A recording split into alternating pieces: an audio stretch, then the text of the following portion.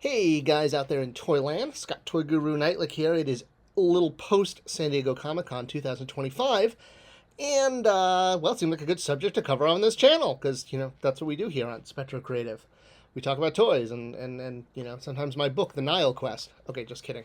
Well, I do sometimes talk about that, but talking about San Diego and the toy news, I continue to be so jealous of GI Joe fans. You guys just are getting the best line in GI Joe Classified. Wow, I mean the tooling, the parts, the value. It's a shame I'm not a GI Joe collector, but that's just what happened in my childhood. Somehow I was into He-Man and Transformers and not GI Joe. Not that Transformers fans aren't getting awesome stuff.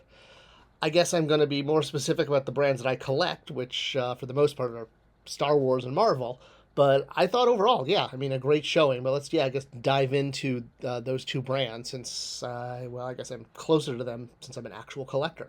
But I worked on comparable brands. I worked on the DC Universe brand at Mattel for 10 years. So I do have a little insight on how superhero 6-inch figures get made. I guess let's start there. Obviously, wow, I am over the moon over Ferrell and Rachel Summers. I mean, wow, just crazy. I started my list in 2014 of all of the X-Men figures I wanted to get. And it has taken 11 years, I guess, more or less. Wow, what a journey. I know a lot of people are just so grateful to finally be able to complete X-Force and Excalibur. And there's other people like I saw on Displaying Model Behavior, big fan of that channel, as well as like Shartimus Prime, Pixel Dan. I mean, I watch them all. But I remember Display Modeling Behavior talked about how he had already sold off his X-Force figures because it was taking too long to make the team. And I think that's a really important point because, yeah, it took a long time to put out 6 figures. I mean, that's crazy that it's taken for this, 11 years to finish a basic 90s mutant team that was on the cover of one of, the start of the Chromium age. Chromium? Well, anyway. Liefeld, love him or hate him, you got to admit he did have his effect on the mutants of Marvel and 90s comic books. And yeah, Farrell's right there, smack on the cover, on the front cover of X-Force 1. And it's taken 11 years to get her. Well, 11 since Hasbro started making kind of what I would call modern Marvel Legends, starting with the Winter Soldier wave. So kind of before that, in a lot of ways, the Toy Biz line and the Hasbro early stuff is kind of in a way a different toy line, even though I do have them mixed and matched on my shelf. All right, so besides the fact that I'm over the moon that we finally get to finish these two teams and I cross off my X-Men shelf, although I must admit I got hooked on Starjammers and I bought Zero from that villain pack with Strife. So if they do come out with other Mutant Liberation Front characters and the other two Starjammers, I will pick them up. But otherwise, my list is complete. That is unbelievable. It's like, what a feeling to wait that long to finally finish a shelf. The other one that really, one thing to take note of, obviously, is the Magic the Gathering figures, the figures that come with a card. And obviously, this is one to promote this new partnership, but they, meaning Hasbro, are looking at the card as a value add. That's and I think it's like a foil card, so it's even better than just a regular. Still a lot less than a Build-A-Figure piece. A card, even a foil card, is going to run you more than 5 cents. Versus a Build-A-Figure piece could be upwards to $1, $1.50 of the total cost of a figure. So, if we're still talking about a figure costing between $6 and $8 to produce, it's probably actually closer to 10 to 12 now. So yeah. Either way, a card is a much less expensive value add than a Build-A-Figure piece. But knowing where costs are and Hasbro trying to do everything they can to keep them down, I noticed they didn't reveal the cost of these new waves.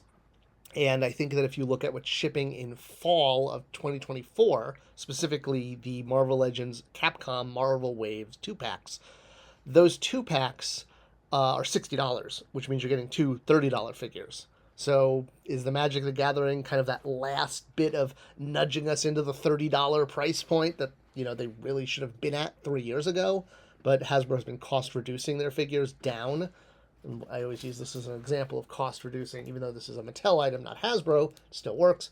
So this is Hero's staff accessory from two different lines separated by 10 years, and you could see the difference. This one here is made of raw plastic. This one here is decoed in gold and has extra hits, like on the the handle and the silver up here. So yeah, same object, 10 years apart. You could see cost reduced version here versus the cost not an issue with this one because we were doing an online Comic-Con item. All right, so that's what I mean by Hasbro's been cost reducing their figures. Chris Cox even mentioned this in a Yahoo Finance article earlier in the year.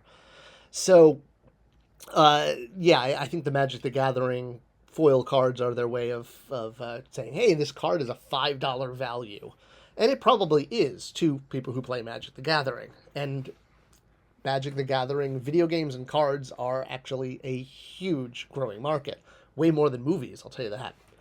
All right, so other than the mysterious price point that Marvel Legends will be at and the hint that we are probably looking at a $30 basic figure, we got some great reveals. Besides Feral and Phoenix, we got another X-Men 97, which I have to admit, they're looking a little less cartoony, not morph as much, but I like that Wolverine doesn't have as animated a look, so if I wanted to add that Wolverine to my comic style look shelf, I did pick up the Cable. Man, when Cable first burst onto the scene on the original X-Men animated series, and a guy's like, "Who are you?" "I'm the wild man of Borneo." I did a terrible voice impression, but man, I was just like, freaking yeah, Cable just showed up on this show. That's when the show hooked me. I remember that moment thinking like, wow, they're even using the new characters, not just the classic ones, because Cable had just been introduced. I was blown away by sort of the shelf to content the quick jump. Usually it takes years before a character who's introduced in the comics shows up in content. So that was mind-blowing to me. So I had to get the animated Cable. And the other one that actually really excites me, besides I'll make a whole video about Mephisto. I always mispronounce his name. I gotta look up how to pronounce that. But yeah, glad Hasbro found a way of getting the Devil essentially out there by selling it themselves. No retailer is going to take that. I'll do a whole video about that coming up. Maybe compare that with the HasLab Attack of the Clones drop shuttle thingy that's starting off a bit slow. I think they have less than 2,000 sales the first day, which is about 50% less than they usually get. So yes, I'm excited I'll be getting, that we're all going to be able to get, I'm just going to say the Devil because I mispronounce the guy's name constantly. Even though he's not the Devil. He's just pretending to be. That's part of his backstory and why he takes that form. But either way, yeah, no retailer is going to touch a figure like that. So I'm so glad that Hasbro is putting it out as a just, not even a HasLab, but like Dragon Man, and the Sentinel. That is just, buy it now, purchase it now, and I'm sure I think it'd be really funny. We'll probably never see these numbers, but to see what he winds up being compared to the Ghost Rider HasLab project the same figure was attached to, but without the throne. This deserves its whole video. I always say that's a YouTube video for another time, and it really is. So just finishing up Marvel Legends, and I'm thinking Star Wars is going to need its own video at this point. The Champion and Eros 2-pack. Love it. Blew me away, and I'll tell you why. So the first Marvel comic that I read sort of as a teen, as a kid it was Iron Man and Spider-Man in 3rd grade, but when I was a teenager in 7th grade or 8th grade, that was when Infinity Gauntlet came out, and my parents mailed that to me at summer camp. And so Infinity Gauntlet 1 was really my introduction to the Marvel Universe, and in that comic, Silver Surfer recaps how Thanos stole or got all the Infinity Gems, or Soul Gems. And there's a flashback page showing that Thanos got them all from the different elders of the universe. And after summer camp, I managed to track down the Thanos Quest, which actually tells that story. And I brought that with me to my grandparents for like an end of the summer trip, and it was the only graphic novel I had, so I read Thanos Quest like over and over. And man, that's an amazing 2-issue comic series.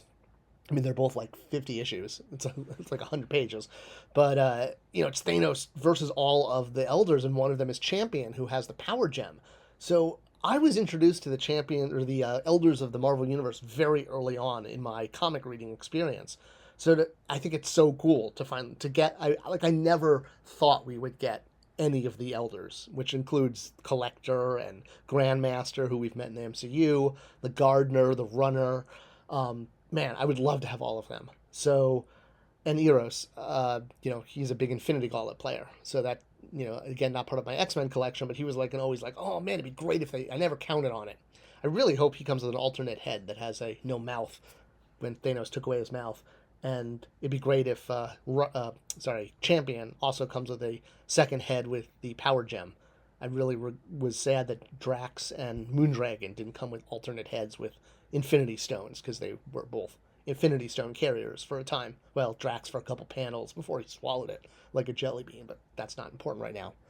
So yeah, I guess I'm just going to cover Marvel in this video because I talked about Marvel so much. We'll do Star Wars next time. But I'm very excited. I'm wary of the prices where we're going, but it's not Hasbro's fault. It's just the way the economy is and the way cost for Chinese labor. You'll notice Mattel has moved almost all their action figures to Vietnam. No longer says made in China. Now it says made in Vietnam on our Jurassic Park and other, what am I buying from Mattel these days? He-Man. Yeah, I'm buying He-Man. Did I buy a He-Man toy? Oh, that's right. I got Lady Slither as a gift, and I noticed she was made in Vietnam. That was where I noticed that. So yeah, all right. I blathered on, but we're Marvel fans. That's we got some pretty cool stuff, and I'm just so glad that we're finally getting Farrell and Rachel Summers. It's been a long time. It's almost been too long. So it's like, do we celebrate this, or are we like, really? Really? You had to take this long to finish these teams? All right. I'm going to stay positive. I'm going to celebrate them. Let me know what your favorite Marvel reveals were. And let's keep talking about this in the comments. It's why we do this. All right. Thanks for watching. Thanks for sharing. See you guys in the next video.